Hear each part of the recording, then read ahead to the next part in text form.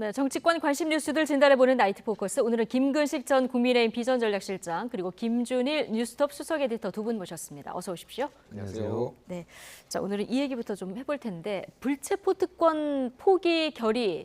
자 이게 민주당 혁신위원회 1호 안건이었는데요. 오늘 민주당 의원총회에서 이걸 추인하려고 했는데 불발됐어요. 예, 뭐 여러 가지 이제 얘기들을 오갔다. 저도 이제 기사로만 봐가지고 사실 예. 이제 아주 구체적으로 어떤 거를 내용이 오갔는지 이제 다 확인은 못했는데 전체적으로 보면 어쨌든 찬성하는 의원들 목소리가 상당히 많았는데 일부 의원들이 이것에 대해서 상당히 반발을 했다라고 하는 건데 이게 이제 어쨌든 뭐 불체포 특권이라고 하지만 헌법상에 보장된 권리이거든요. 헌법 제 44조의 회기 중에는 현행범이 아닌 이상 체포되지 않는다. 그리고 그래서 체포동의안을 이제 표결에 붙이는 이런 절차들이 있는 건데 그러면은 논리가 한 두세 가지가 있었는데 하나는 검찰이 계속 무리하게 이제 영장을 쳤을 때 이거를 그러면은 우리가 대항할 수 있는 수단을 잃는다. 이런 논리가 이제 하나가 있었고 또 하나는 어쨌든 이거는 헌법으로 보장된 권리이고 근데 우리가 마음대로 이렇게 하는 게 맞느냐 이게 차라리 법을 바꾸자 그러려면은 예. 뭐 이런 얘기들이 있었다고 합니다. 그래서 다음번에 의원총회를 열어서 다시 결정하기로 이제 결정을 했는데 이게 이제 전체적으로 보면 어쨌든 개별 사안으로 보면은 합리적으로 이제 뭐 그럴 수도 있겠다고 보이지만은 민주당의 지금 혁신위의 좀 지지부진함 뭐 이런 것까지 더해져 가지고 전체적으로 쇄신 의지가 없는 거 아니냐 이렇게 비춰지는 게 좀 당연한 것 같아요. 지금 상황 보면. 어제 혁신위원장이 통과 안 시키면 당이 망한다 이렇게까지 얘기를 했고요. 오늘 박광원 원내대표가 추인해달라 이렇게 당부도 했다고 하는데 불발이 됐어요. 조금 난감한 상황이 된 것 같아요. 그러니까 혁신위원회가 사실은 이제 벌써 구성돼서 시작한 지가 4주가 됐다는 거 아니겠습니까? 그러면 4주 동안 뭘 했느냐? 아무것도 없는 게 돼버렸죠. 1호 의안으로 이 불체포 특권 포기 서약을 이야기했었는데 예. 그동안 의총에 상정도 되지 않았고요. 그리고 어제 그러니까 이제 더 이상 절박한 심정에서 김은겸 혁신위원장이 어제 기자간담회를 통해서 이거 안 받으면 민주당 망합니다. 사실 민주당 망한다는 이야기까지 했습니다. 그래서 아마 오늘 박광원 원내대표가 다시 오늘 정책의총에 상정하겠다. 그리고 오늘 의총 모두 발언에서 제가 보기로는 추인해 달라라고 예. 원내대표가 이야기를 했습니다. 대부분의 경우 원내대표가 이렇게 추인해 달라고 하면 대부분의 경우 그걸 당론으로 생각하고 투표에 임해도 당론으로 채택하는 경우가 많은데 오늘은 이제 끝나고 나서도 그 이소영 그 당 대변인의 이야기에 따르면 이러저러한 이견들이 많아서 추후에 더 논의를 하기로 했다고 발표했는데 속내는 뭐냐면 동의하지 않는 사람들이 많이 있다는 거예요. 그러니까 저는 그러면서 보면 이 불체포 특권 포기라는 게 국민들의 눈높이에서 봐서는 헌법상에 있는 조항이긴 합니다만 과거의 독재 정권 때 그리고 군사 독재라든지 이런 그 행정부의 비리한 권력 남용에 의해서 입법부의 국회의원이 자신의 어떤 입법 활동을 제한받을 것을 대비해서 만들어놓은 규정입니다만 지금 민주화된 지 지금 30년, 40년이 다 되는 상황인데 이 불체포 특권에 관련해서 체포 동의안이 국회로 간 건 대부분의 경우 국회의원 개개인의 비리, 부정부패, 정치자금 수수 이것과 관련된 것들입니다. 그것들이 불체포 특권으로 특권 뒤에 숨었던 거거든요. 이제 그런 걸 다 알고 있는데도 불구하고 이걸 민주당에서 동의하지 않는다. 제가 볼 때는 여러 가지 이유가 있습니다만 지금 송영길 전 대표와 관련된 돈봉투 사건이 수사가 진행 중이고 이미 돈을 줬다는 사람과 이 돈봉투를 만든 사람이 이미 검찰 수사를 받고 있기 때문에 이 돈을 받았다는 사람들이 수십 명이 된다는 게 지금 언론의 보도이고 보면 그분들의 개인적인 자기 방어막을 위해서 국민들의 눈높이에도 불구하고 이것들을 지금 거부하고 있는 게 아닌가. 그래서 혁신위가 사실은 순항하기는 힘들어졌다. 저는 그렇게 봅니다. 자, 김준일 에디터가 앞서 짚어주신 대로 상당수 의원들이 찬성 입장을 피력했다 이렇게 전해지는데 그런데 1호 혁신안 추인은 왜 불발됐을지 대변인 설명 듣고 오시겠습니다. 정치적인 의도를 가지고 검찰은 이 영장 청구를 판단하고 있는데 그런 부분에 대한 세밀한 또 엄밀한 그런 고민 없이 획일적으로 정하는 경우에 생길 수 있는 여러 가지 이제 반사 효과나 부정적인 그런 결과들에 대해서도 같이 조금 충실하게 토론을 하자 이런 의견이 있었습니다. 지금 여러 방면에서 검찰 수사가 진행되는 상황이기 때문에 오늘 하루에 이 많은 걸 논의하기에는 좀 시간이 짧았다 이런 설명이 있었는데 자, 그럼 다음에 뭐 한두 번 더 논의하면 이 통과될까요? 추인이 될까요? 저는 결과적으로 보면은 통과될 가능성이 더 높다고 보기는 해요. 근데 이제 이게 양면이 있는 것 같아요. 그러니까 이제 한국 정치라는 게 굉장히 일사불란하고 당론에 조금 이렇게 따르고 뭐 이런 것들을 굉장히 당에서도 요구를 하고 국민들도 야, 뭐 이렇게 가야지 뭐 이렇게 좀 원하시는 분들도 많거든요. 근데 어떻게 보면은 이견이 있는 게 당연한 거고 그게 민주주의예요. 네. 그러니까 토론도 하는 거고 여러 번의 절차를 거쳐가지고 이견을 좁혀가는 거 이게 사실은 민주주의적 절차거든요. 예를 들면은 지난번에 국민의힘에서도 불체포 특권 포기 각서 쓰자라고 했는데 김웅 의원이 반대했잖아요. 예. 사실 그거 김웅 의원에 대해서 막 비난했거든요. 안에 내부에서도 지지자들도 비난하고. 근데 그거는 개인의 소신입니다. 그러니까 이런 것들을 어떻게 보면 당연한 걸 수도 있다라는 거죠. 그러니까 이거 자체를 너무 이제 비난하거나 그럴 필요는 없었고 근데 서로 이게 이제 혁신한 이로안이기 때문에 그러니까요. 상징적 의미가 있는 저는 그러니까 그 네. 부분에 있어서는 충분히 이제 정무적인 판단을 좀 할 필요는 있었다라고 예. 생각을 해요. 그러니까 어쨌든 이게 지금 혁신이 안 되고 있는 걸로 결과적으로 비춰질 테니까 그거에 대해서도 얼마나 책임감을 느끼고 의원들이 논의를 했느냐 그런 거고 아까 전에 김거식 교수님 말씀하셨지만 이제 검찰 수사가 다방면으로 지금 이제 좁혀오고 있는 상황에서 이게 포기하는 게 맞느냐 뭐 이런 건데 저는 개인적으로는 어쨌든 결과적으로는 이거 전 포기할 거라고 보는데 예. 이런 방식으로 하는 게 맞느냐라는 좀 의문은 가지고 있어요. 네. 그러니까 어쨌든 법에 의한 거잖아요. 그러니까 우리는 민주주의 국가고 법치 국가면은 법을 고쳐야 됩니다. 네. 근데 사실 지금 뭐 윤석열 정부에서는 법을 안 고치고 시행령으로도 하려고 하고 있고 이것도 개개인의 어떤 이런 식으로 이거를 한다? 그러니까 사실 저는 아예 이거를 그러면은 안건으로 올렸으면 좋겠어요. 그러니까 예를 들면은 다음에 내년에 이제 4월 총선 때 같이 이제 개헌도 원포인트 개헌하는 거예요. 그러니까 필요한 거를 필요한 부분들을. 예, 네. 너무 오랫동안 안 해왔죠. 특히 정치개혁 2050 이게 젊은 소장파들은 지금 되면은 결선 투표제 도입하자 대선에 이거 원포인트 개헌하자라고 지금 주장하고 있거든요.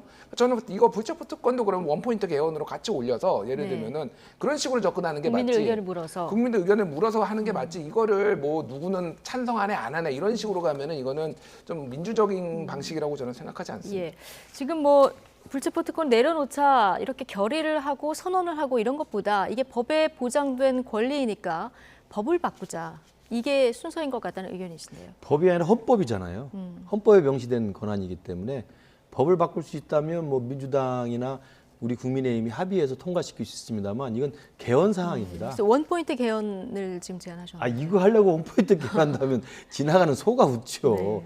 개헌의 절박한 내용들이 더 많은 게 중요한 게 많은데 그러니까 그건 이 불체포 특권을 포기하지 않겠다는 궁여지책으로 나오는 이야기고요. 국민들이 뭘 또 어떻게 생각하겠습니까? 간단한 겁니다.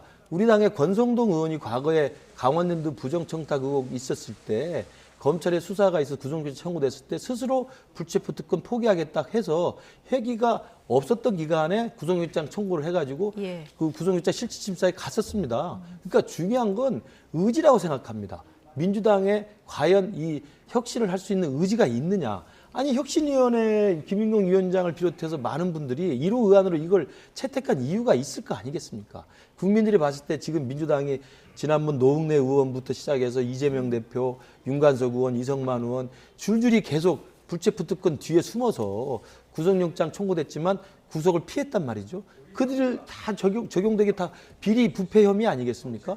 그런 것들을 어떻게 더 이상 국민들이 쳐다볼 수 있겠느냐. 그래서 아마 혁신위원회에서 이것만큼 우리가 포기하자라고 네. 사실을 설명을 한 건데 그것조차도 제가 볼 때 아까 말씀드린 것처럼 이 돈봉투 사건이 워낙 지금 파장력이 크기 때문에 어쨌든 연루된 사람은 본인은 알 거 아니겠습니까? 본인의 앞으로 닥쳐올 이 구속영장 청구에 대해서 자기 스스로를 방어하기 위해서 다른 논리로 뭐 헌법에 명시돼 있다, 뭐 검찰 독재다 이런 명의로 이야기를 합니다만 결과적으로 통과될 거다, 추인이 될 거다 얘기를 저는 했는데 안 될 거라고 봅니다. 추인 안 될 거라고 오늘 보십니까? 같은 경우도 안 됐는데 어떻게 또 되겠습니까? 저 1호 의안으로 불체포 특권 포기라고 하는 것이 몇 주 전에 나왔었는데 의총에 상정도 안 했고요. 오늘 진짜 어저께 김은경 혁신위원장이 정말 절박하게 이거 망합니다. 이거 해주세요. 라고 하니까 박광원 원내대표는 합리적인 분이시니까 추인을 요청했지만 결국 국회의원들이 안 한 거 아니겠습니까? 저는 되기가 어렵다고 보고요. 중요한 것은 혁신위원장이 혁신위의 대표로 해서 정말 절박하게 이거 받아주세요라고 했는데도 안 했다는 것은 앞으로 혁신위가 할 게 아무것도 없다는 것을 역으로 반증아니라고 생각합니다. 예. 요거 반론 하나만 짧게 말씀드릴게요. 그러니까 저는 뭐 전체적으로 사실 김근식 교수님하고 또 비슷해요. 뭐 생각이 다른 건 없는데 이 개헌에 대해서만 잠깐 말씀드릴게요. 그러니까 독일 같은 경우에는 김진표 의장도 얘기를 하셨는데 69년 동안 헌법을 60번 고쳤거든요. 한국은 너무 경직돼 있습니다. 예. 그러니까 무슨 6월 혁명, 뭐 87년 6월 항쟁이나 막 이런 거 무슨 국가에 큰 급변이 생기지 않는 이상 헌법이 안 고쳐져요. 이게 굉장히 경직돼 있는데 원포인트 개헌이 뭐 이런 거 가지고 왔냐라고 하는데 사실은 개헌을 하는 훈련을 해야 돼요. 국회도 해야 되고 국민도 해야 됩니다. 그래서 선거가 이렇게 주기적으로 있으니까. 선거는 항상 있으니까 이거를 그때를 활용해서. 별도로 하면은 너무 돈도 많이 들고 그러니까 네. 이럴 때 하나씩 올려가지고 하는 이런 훈련들이 필요하고 그래야지 나중에 개헌도 좀 큰 개헌도 가능하다. 그래서 이거를 사소하다고 보지 말고 저는 이게 특히 국민의힘에서 이게 정말 중요하다라고 하면은 민주당한테 제안하면 됩니다. 야 이번에 개헌하자. 그럼 민주당이 안 받기도 그렇거든요. 그러니까 뭐 안 받으면 또 이제 정치적 궁지에 몰리는 예. 거니까 이런 식으로 좀 합리적으로 법을 고쳐가는 훈련과 이런 과정 프로세스를 좀 중요시하는 게 중요하지 않나 저는 그렇게 생각합니다. 예. 자, 그런데 이번 이 안건 추인하는 과정에서 재선 의원들 중심으로는 혁신안 제안을 좀 수용하자 이런 의견이 많았다고 하고요. 중진들은 좀 신중론을 많이 얘기를 했다고 하는데 선수 따라 차이가 나는 뭐 이유가 있을까요? 그러니까 뭐 이거를 선수 따라 딱 가르기는 어려운데 그냥 근데 취재한 저는 의원들이 우연히 있을까요? 그러니까 저는 딱 드는 생각이 그럼 중진 의원들이 돈을 많이 받았나? 뭐 이런 생각이 좀 많이 개인적으로 들었어요. 네. 그래서 근데 꼭 그런 것만이 아니라 이 중진 의원들 같은 경우에는 기본적으로 이런 민주적 절차 이런 것들에 대해서 사실 굉장히 중요하게 생각하시는 앞서 분들이 말씀하시는 그런 헌법상 분들이 보장된 많거든요. 권리. 예. 그래서 이제 이런 것들을 좀 신중론을 좀 펼친다 이렇게 봐야 될 것 같아요. 그래서 저도 개인적으로 오늘 이게 통과 안 된 게 굉장히 유감입니다. 개인적으로 뭐 이런저런 이유를 대더라도 궁색해요. 그냥 예. 이 정도도 못하면은 앞으로 뭘 할 수 있겠나라는 생각은 들지만은 또 그분들의 어떤 의사 이런 것도 존중을 하고 아마 표결에 만약에 이거를 다수결로 의한 만장일치는 어렵고 어차피 표결로 가면은 네. 통과가 될 거라고 봐요. 예. 네. 혁신위가 2호안으로 꼼수 탈당 방지책도 내놓겠다고 하고 앞으로 대책들 내놓겠다고 했는데 지금 1호안부터 이제 보류가 된 상황이라서 이 혁신위가 동력을 앞으로 찾을 수 있을까 이런 지적도 있습니다. 제가 이제 아까 드린 말씀이 예. 개점 위협 상태로 지금 4주가 왔고요. 늦게나마 이제 이걸 원내대표가 받아서 추인해 주십시오라고 이 의총에서 제안한 예. 거 아닙니까? 그런데도 결국은 통과되지 않았다는 이야기는 혁신위원회가 일을 할 수 있는 동력은 전혀 없다고 보고요. 가장 큰 원인은 저는 이재명 대표라고 생각합니다. 혁신위원회에게 전권을 줬어야 된다고 생각을 해요. 네. 그러니까 과거에 2015년인가 2014년인가에도 문재인 당시 당대표 상황에서도 그 당시 민주당이 엄청난 내용에 빠지고 정말 선거에 위기감을 느꼈을 때 당시 김상곤 전 교육감을 혁신위원장을 해가지고 혁신위원회를 만들었고 혁신위원회에 상당히 많은 권한을 줬습니다. 그래서 실제로 그 당시 혁신적인 안들을 많이 냈었어요. 그것이 민주당의 일정 정도 이미지를 개선하는 데 효과가 있었던 거거든요. 지금 이재명 대표가 당대표인데 김연경 혁신위원장 그리고 혁신위원회에게 그냥 구성만 했지 여기에 대해서 정권을 준다든지 여기에 대해 힘을 실어준다든지 이재명 대표가 나와서 이야기를 했어야 된다고 생각을 해요. 근데 혁신위원회에서 논의해서 이걸 1호로 해주세요 라고 이건 하면 의총에서 거부하고 당 지도부 최고위원회에서 거부하고 실제로 제가 기억하기로는 이 불체포 특권 포기라고 하는 것을 지난번에 원내 교섭단체 대표 연설에서 이재명 대표가 다음부터는 자기도 포기하겠습니다 이야기하지 않았습니까? 그렇게 이야기했더니 바로 그 다음날 정청래 최고위원이 이건 투항주의다. 송영길 전 대표 투항해서는 안 된다라고 이야기를 했었어요. 예. 지도부 내에서 그렇게 하니 무슨 힘이 실리겠습니까? 저는 이 혁신위원회의 1호 의안조차도 민주당에서 국민들의 요구와 바램을 외면하고 거부하는 이 상황에서는 여러 가지 원인이 있겠지만 이재명 대표가 혁신위에 대해서 전권을 주지 않고 예. 혁신위가 그냥 액세서리용으로 그냥 이미지를 좀 바꿀 수 있는 좀 기여를 하고 자분할 수 있는 기구 정도로 생각한 게 아닌가 저는 그렇게 생각합니다. 이재명 대표는 불체포 특권 난 포기하겠다 얘기를 한 상황이고요. 그런데 대표가 전권을 준다고 했을 때 그런데 이게 뭐 강제성이 있는 겁니까? 그러니까 이게 좀 애매한데 네. 보통 이제 정권을 준다라고 하면은 모든 거에 결정권까지 준다라고 해석을 해야 되는데 그러면 그건 비대위거든요. 그렇죠. 그러니까 이거는 혁신이라고 하는 거는 혁신위에서 모든 안을 다 자유롭게 논의를 하고 이거에 대해서 이제 전체적으로 국회의원들의 총 뭐 이제 또 어떤 승인이라고 해야 되나 이제 의원총회에서 통과하고 이런 거를 이제 얘기한 것 같은데 그거를 이제 정권이라고 부르기도 좀 애매해요. 사실 그렇게 보면은 그러니까, 네. 그러니까 여러모로 좀 이제 좀 애매한 포지션에서 출발한 것도 맞고요. 그래서 좀 한계가 있는 것도 맞는 것 같습니다. 어쨌든 9월 국회 전에 이거를 원래 끝나겠다라는 건데 지금 한 달 반밖에 지금 남지 않은 상황이고 예. 그래서 마음이 급하고 뭐 이런 것도 있는데 아까 전에 말씀드렸지만은 결국은 이건 민주당이 감내해야 돼요. 뭐 이게 만약에 안 되면은 또 이제 얼마나 또 이제 비판을 받겠습니까? 또 국민의힘에서는 얼마나 신이 나서 또 봐라 역시 안 되네. 이재명 때문에 안 돼 또 이렇게 얘기를 할 거예요. 그러니까 그거는 당에서 판단을 해서 당에서 감내하면 될 것 같습니다. 저는 뭐 이거를 부채포 특권을 내려놓는 그러니까 계속 고수한다라는 것에 대해서도 저는 뭐 아주 비합리적이라고 생각을 안 해요. 솔직히 네. 왜 그러냐면 이게 1603년에 그 영국에서 시작됐거든요. 이게 유서가 깊은 거예요. 그리고 미국도 헌법으로 보장하고 이게 법에 의해서 보장하고 있고 이런 전체적인 전 세계적인 맥락이 있기 때문에 이거를 무조건 없애는 게 맞다? 그러니까 그러면은 이제 국민들한테 의사를 물어보는 게 맞죠. 알겠습니다. 자, 민주당도 뭐 여론의 분위기가 어떻게 돌아가는지 좀 살필 테고요.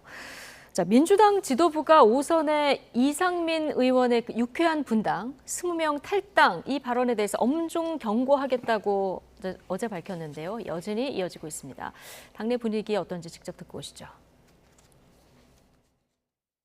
정파적 이익에 복무하거나 강성 지지층에 영합하기 위해 가지고 국민적 동의를 얻기 어려운 법안, 정책 이거 강행하고 그게 해당 행위 아닙니까? 이상민 의원만큼 당을 생각하고 당을 위해서 정말 그 욕먹는 거 두려워하지 않고 계속 그 소신을 가지고 말씀하셨던 분이 누가 계십니까? 20명이 될 수도 있다고 하는데 제가 보기에는 그럴 수 있는 의원들을 몇 명이라도 한번 이상민 의원이 뭐 20명도 필요 없어요. 5명이라도 한번 얘기를 해보면 개인이 어떻게 보면은 소설이라고 하기에도 너무 자기적인 얘기를 하니 정치적으로는 당에서는 경고를 하는 것이 맞다고 봅니다. 자, 이상민 의원처럼 당을 위해서 이렇게 소신 발언한 사람이 어딨냐 이게 조응천 의원의 얘기고요. 최재성 전 정무수석 같은 경우는 그래도 당에서 경고를 하는 것이 맞다 이런 의견을 줬는데 아마 당내 분위기도 이렇게 좀 나뉘어져 있을 것 같습니다. 근데 어제 지도부의 이 발언에 대한 경고 결정이요. 이게 이낙연 전 대표 귀국 이후에 좀 당이 민감해진 측면이 있는 겁니까? 저는 그렇다고 봅니다. 그러니까 뭐 이상민 의원이 저런 주장한 것은 어제 오늘 일이 아니잖아요. 그러니까 뭐 유쾌한 결별이라는 단어를 썼고 뭐 20명 탈당도 뭐 언급을 했기 때문에 조금 신경이 쓰일 수 있습니다만 이전부터 일관되게 이재명 대표의 사법 리스크에 대해서 경고를 했었고 사퇴를 암시하는 또 사퇴를 의미하는 단어를 계속 썼었습니다. 사법 리스크에 대해서 결단을 내려야 된다는 이야기를 했었고요. 그러니까 이상민 의원의 이런 발언들은 갑자기 튀어나온 이야기가 아닌데 왜 이렇게 갑자기 그것도 최고위원회에서 이재명 대표가 먼저 강력하게 주문을 하고 전체 최고위원 지도부가 다 만장일치 통과를 해서 여기에 대해서 엄중 경고를 했는가. 저는 이낙연 대표의 귀국이 분명히 그런 민감한 국면을 만들고 있다고 생각합니다. 왜냐하면 이낙연 대표가 와가지고 지금 몇 주가 지났습니다만 이재명 대표를 안 만나는지 못 만나는지 안 만나고 있지 않습니까? 만났는데 뭐 비가 와서 또 연기됐다고 그러는데 저는 그런 상황이 있고 그 비가 오는 와중에도 부산은 가가지고 이재명 대표 사퇴된다고 공공연하게 이야기하는 김혜영 전 최고위원을 독대에서 만났어요. 그러니까 이낙연 전 대표 행보라는 게 이재명 대표가 볼 때 굉장히 불안한 요인이 있는 거죠. 당의 일정 정도의 세력화가 되는 게 아니라는 불안한 요인이 있기 때문에 이상민 의원이 오래전부터 했던 이야기를 갑자기 트집을 잡아가지고 저는 저렇게 과도한 민감한 대응을 했다고 생각하고요. 저는 저 이야기에 대해서 아까 조응천 의원이 이야기를 잘했습니다만 당을 잘 되기를 바라는 의미에서 쓴소리한 것에 대해서 해당 행위라고 하면 누가 쓴소리를 하겠습니까?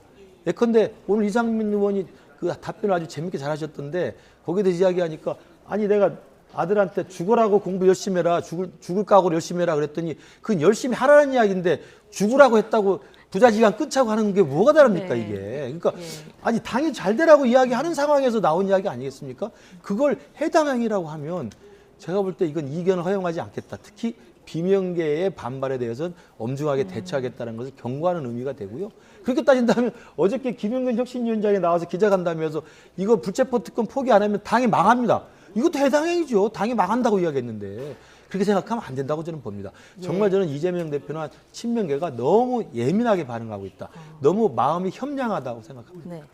그나저나 이제 당 지도부가 좀 민감하게 반응한 부분이 사실 분당 얘기보다 20명 탈당 이 부분이 더 좀 지도부가 민감하게 반응했다. 이렇게 어제 나오신 민주당 패널께서 얘기를 하셨는데, 근데 조금 전에 들어보셨지만 최재성 전 정무수석은 5명이라도 뭐 한번 열거해봐라 이렇게 얘기를 했거든요. 근데 분당이 될지도 모른다고 생각하는 의원이 민주당 5명도 안 될까요? 사실 그러니까 저는 조홍천 의원 얘기도 맞고 최재성 전 정무수석 얘기도 맞다고 봅니다. 예. 이게 뭐 누렁소 검은소 얘기 뭐 이런 건 아니지만 둘 다 맞는 말씀하셨어요. 그러니까 어쨌든 당내 쓴소리를 하고 그거에 대해서 최악의 경우에를 상정을 해서 얘기한 거를 이거를 가지고 뭐 징계를 하겠다라는 거냐 이런 거의 비판도 저는 맞다고 보고, 다만 지금 민주당의 분위기가 20명이 나올 가능성은 거의 없다. 왜냐하면은 지금 이제 전체적으로 보면 비명계의 이제 주류들도 일단은 이재명 대표 체제를 인정하고 가자, 총선까지 가자 이런 분위기가 굉장히 강해졌어요. 그러니까 이거를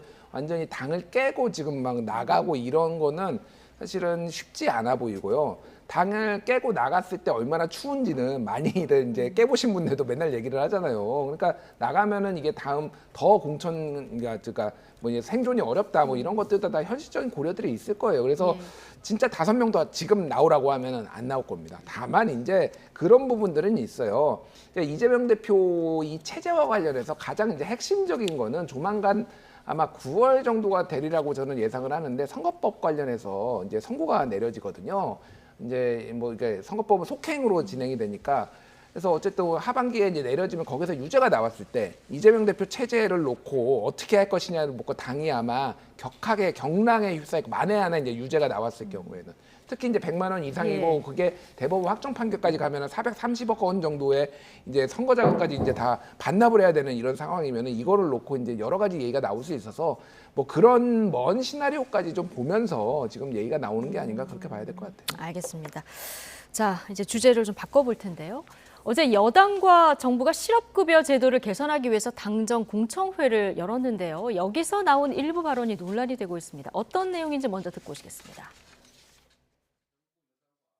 장기간 근무하고 갑자기 실업을 당해서 저희 고용보험이 생겼었던 그 목적에 맞는 그런 남자분들 같은 경우 정말 장기적으로 갑자기 그런 분들은 어두운 표정으로 오시는데, 여자분들 계약기간 만료, 젊은 청년들 이 기회에 쉬겠다고 옵니다. 실업급여를 받는 도중에 해외여행 가요. 내가 일했었을 때 살 수 없었던 샤넬 선글라스를 사든지 옷을 사든지 이런 식으로 즐기고 있습니다.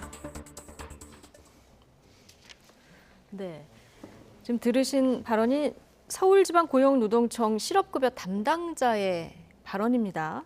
자, 이 고용보험이 생긴 목적에 맞는 분들은 어두운 표정으로 들어오시는데, 여성분들은 이거 받아서 뭐 샤넬 선글라스를 사고 옷을 산다 이렇게 얘기를 했거든요.